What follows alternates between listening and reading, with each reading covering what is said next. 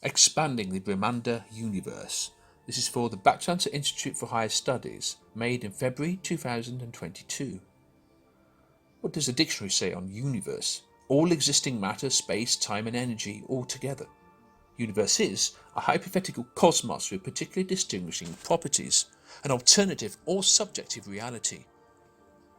In this presentation, translations and commentaries by Bhaktivedanta Swami Prabhupada. In his class in San Francisco 1968 on the Srimad Bhagavatam, he says, so how these Brahmandas or universes, each of them has a predominant deity. He is called Brahma, Brahmanda, the master of this Brahmanda. It's a sphere with the bottom half full of the Garbhodaka ocean. In the top half, there's a horizontal disc across the middle called Bhumandala, with a similar scale to the solar system. And the vertical direction includes 14 planetary systems. At the centre of the whole thing is Mount Meru and planet Earth.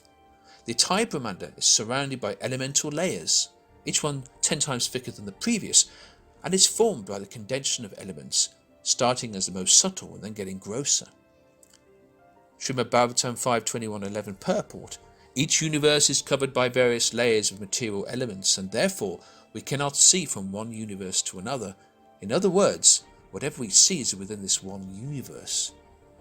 This is a morning walk between Giriraj and Srila Prabhupada. Giriraj, so at night when we look up, everything we see is within this universe? Prabhupada, yes, within this universe, and yes, there are innumerable universes. But note, he doesn't necessarily refer to looking up with the use of a modern telescope. His introduction to Srimad Bhagavatam 5.20. The distance between the sun and the circumference of Andagolaka, the globe of the universe, is estimated to be 25 koti yojanas, 2 billion miles. That's a figure we have to look at more carefully, and it's usually problematic for us. For example, if we look at, say, for example, the distance between the Earth and Uranus is estimated to be about 1.98 billion miles. So 2 billion miles is simply something more on the scale of the solar system. And NASA calculates that as of February 2018, Voyager 1 is roughly 13.2 billion miles from the Earth, and Voyager 2 about 11 billion miles. So the universe is 4 billion physical miles in diameter? No way. Let's dig deeper. Let's look at the Siddhantic size of the universe, for example.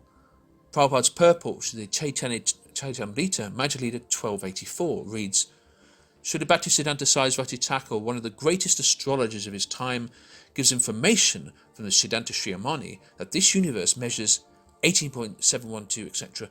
quadrillion times 8 miles. This is the circumference of this universe. According to some, it's only half the circumference. Now, it's generally accepted that the Siddhantas use a yojana value of 5 miles. However, in this purport, Prabhupada definitely says 8. In the Siddhanta, multiply the number of revolutions of the moon in a kalpa by the moon's orbit. The sun's rays reach as far as this. That is the size of this Brahmanda universe. Now, one kalpa is 4.3 billion years. So in the Sri Siddhanta 1290, what we read is this. We get the circumference of the universe, 18 quadrillion yojanas approximately. What does that mean if we kind of compare that with modern estimates? Well, about 1/10 the size of our galaxy. Sariputta Prabhu calculates that its radius comes to about just over 5,000 light years, the diameter of 10,130 light years. If the circumference is doubled, it comes to a diameter of about 20,361 light years. But we've got to add the elemental layers. The coverings of the universe, says Prabhupada, are also constituted by the elements of earth, water, fire, air and ether, and each is 10 times thicker than the one before. The first covering of the universe is earth, and it is 10 times thicker than the universe itself. So if the universe is 4 billion miles in size, then the size of the earthly coverings of the universe is 4 billion times 10. So let's demonstrate that. So the beginning of the first covering would be just after the geocentric orbit of Uranus there. But then you've got to add the 7 layers. The first layer being 40 billion miles thick. So let's just do those various layers 7 times, 10 times thicker than the previous. All those 7 layers added together would reach 44 quadrillion, approximately, miles from the Earth. We get 15,120.6 light years in diameter. It's an interesting fact that this is in between the standard and doubled size of the Siddhantic universe.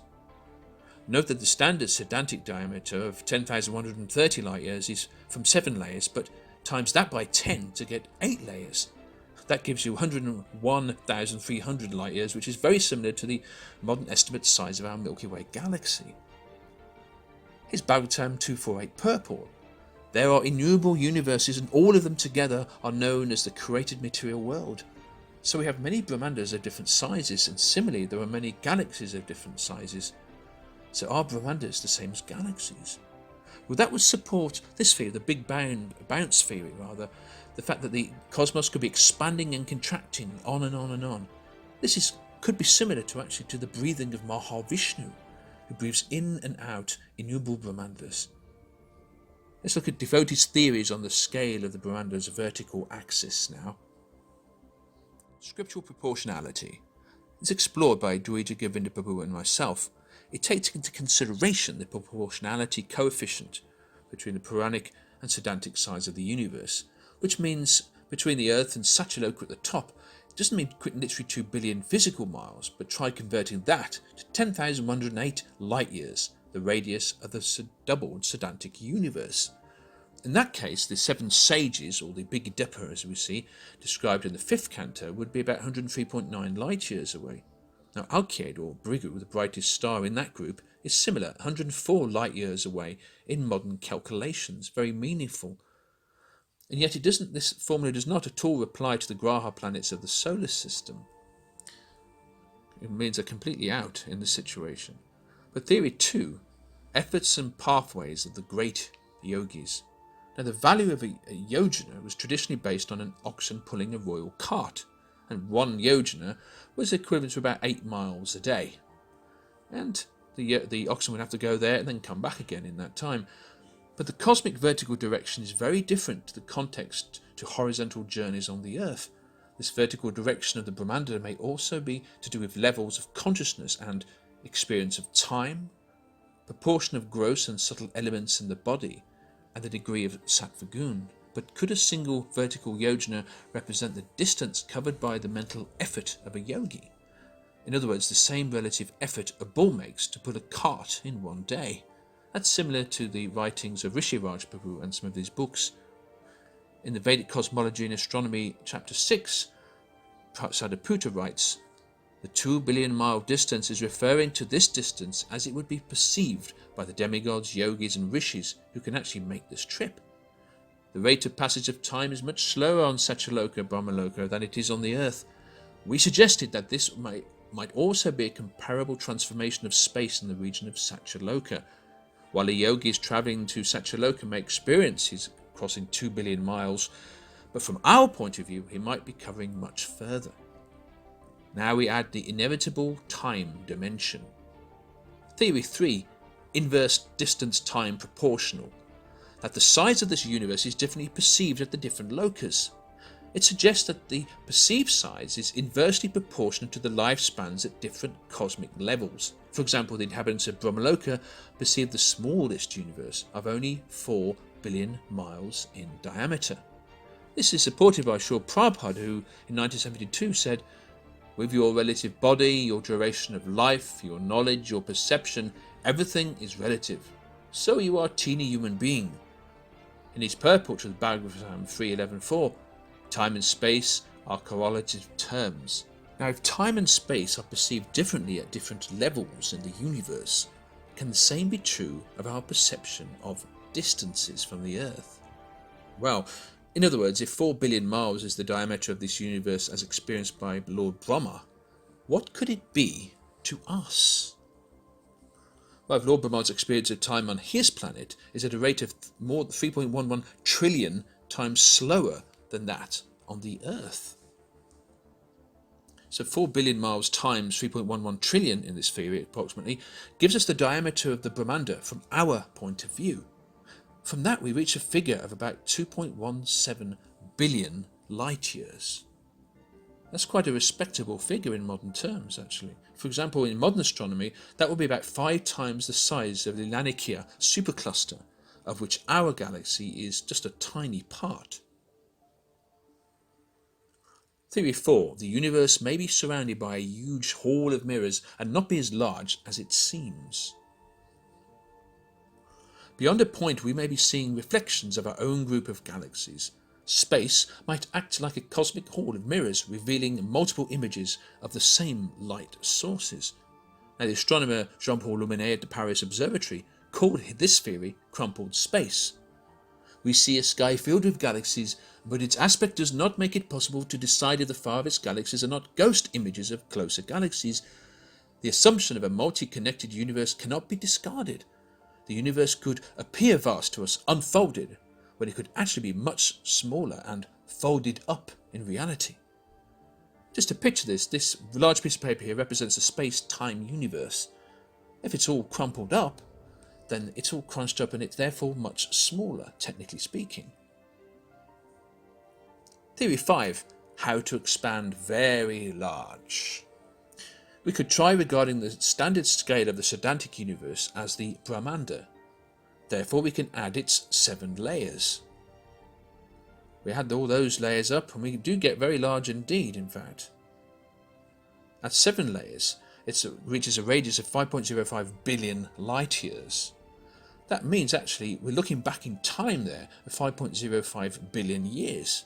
That takes us during the first half of Lord Brahma's previous night. With its 8 layers though, it would come to about 101 billion light years. Note the modern estimates of the diameter of the entire egg-shaped cosmos is at 93 billion light years. It's quite similar. And if we look back there, we're looking back nearly 6 days ago from the point of view of Lord Brahma. 6 days of creation. Now that certainly rings a bell. Concluding thoughts. Now in Dhanavir Goswami's commentaries on the 5th canto, we read, in Viraragava's commentary on the Bhagavatam 5.20.38, the learned say that the earth is 500 million yojanas, 4 billion miles. Earth is to be taken here as a Brahmanda. This is evidence that different uses and scales are sometimes used. Now in the Chaitanya Charitamrita, Prabhupada translates Brahmandala Mandala as all of the universes. Also, in the Chaitanya Charitamrita, in the Madhya-lila, he writes, when we speak of Brahmanda, we refer to the whole universe, or to the cluster of many millions of universes. This reminds me of the theory of fractal cosmology theory. What this means is that the structure of the universe is a fractal across a wide range of scales, as above, so below, and the macrocosm and microcosm may be based on the ability and intention of the observer.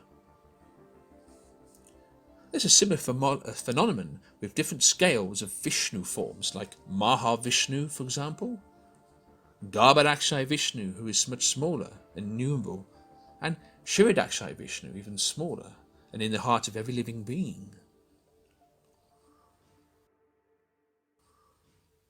Anyway, thank you so much for watching, and please share this with others.